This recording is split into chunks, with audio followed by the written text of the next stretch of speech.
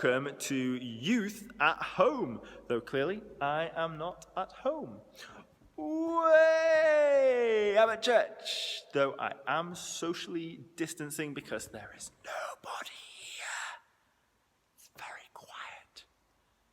That's because it's closed at the minute. It's normally open for individual prayer in the morning, so if you guys want to come and pray, here is your place to do it, miles away from anybody else. But you can come to church and pray if you want in the daytime, but not right now because we are closed.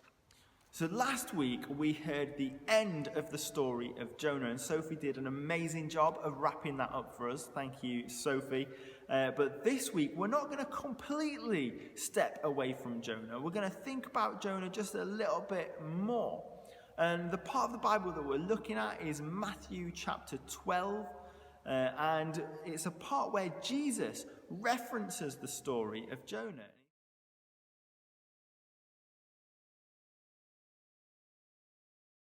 Some of the Pharisees and teachers of the law answered Jesus. They said, "Teacher, we want to see you work a miracle as a sign." Jesus answered, "Evil and sinful people are the ones who want to see a miracle for a sign. But no sign will be given to them. The only sign will be what happened to the prophet Jonah. Jonah was in the stomach of the big fish for 3 days and 3 nights. In the same way, the Son of Man will be in the grave 3 days and 3 nights. And on the judgment day, the men from Nineveh will stand up with you people who live today. They will show that you are guilty because when Jonah preached to them, they were sorry and changed their lives. And I tell you that someone far greater than Jonah is here. On the judgment day, the Queen of the South will stand up with you people who live today. She will show that you are guilty because she came from far away to listen to Solomon's wise teaching. And I tell you that someone greater than Solomon is here." Now, what is the sign of Jonah? Well, if you remember, throw your mind back to the beginning of the story of Jonah, and you'll remember that Jonah was eaten by a big fish, and he was in the fish for 3 days before the fish spat him back out. Now, when Jonah prayed to God from inside the big fish, he said that he felt like he was being taken to the depths of Sheol. Now, Sheol is a Hebrew word, and it's what they would use for grave or for hell. So the Sheol is referencing the fact that Jonah feels like he's dying, like he's on death's door. And Jesus says that just like Jonah was taken down to the depths of Sheol, so I will die and will rise again after 3 days, will be brought back up again after 3 days, just like Jonah was brought back up, a little bit more literally brought back up after 3 days. Now, why is that important? Why does Jesus even say that? Well, at the beginning of our passage for today, Jesus is challenged by some Pharisees. And the Pharisees say to him, "Prove to us that you are who you say you are. Give us a sign, prove it to us."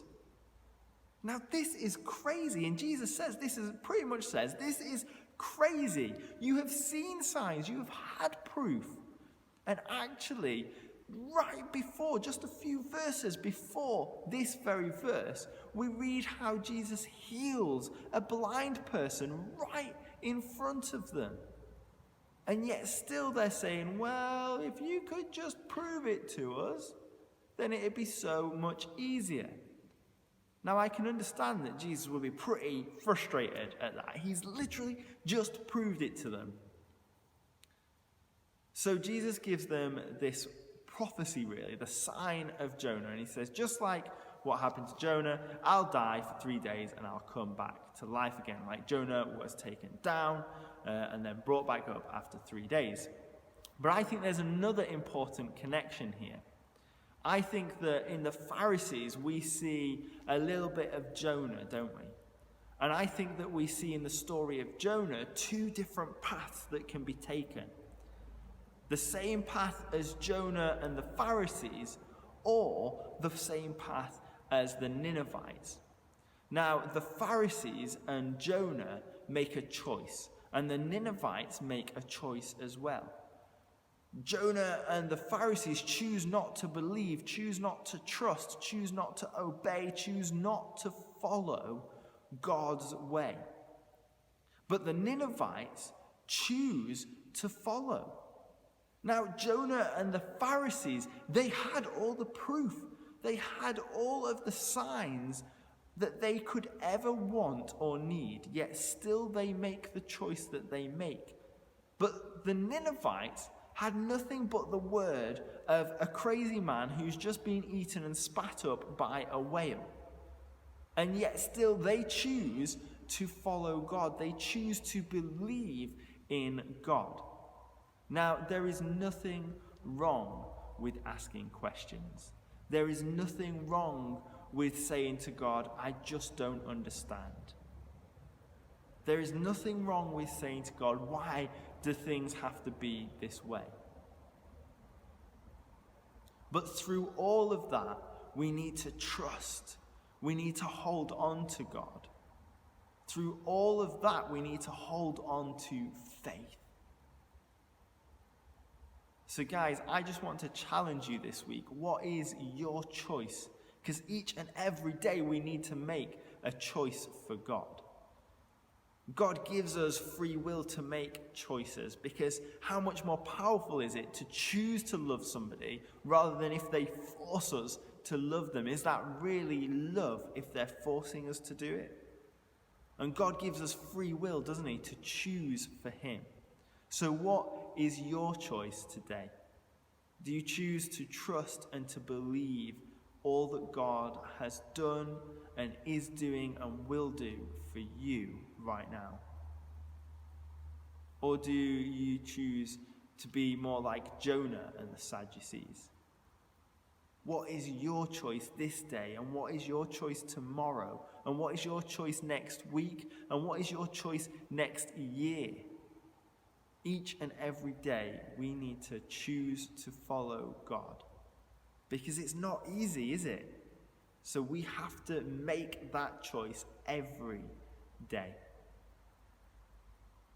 Guys, we are going to pray, and then we're going to worship God. So God, right now, in this time, in this place, wherever we are, whatever's going on for us, we say to you, God, we choose to trust you. We choose to trust what you have planned for us. And God, we choose to obey, we choose to follow, and we choose to have faith in what you have done, what you are doing, and what you will do in our lives. So God, fill us with your Spirit to help us each and every day to stick to this choice and to follow you more closely. So God, be with us all now and as we go from here as well. Amen. Let's worship God together, guys.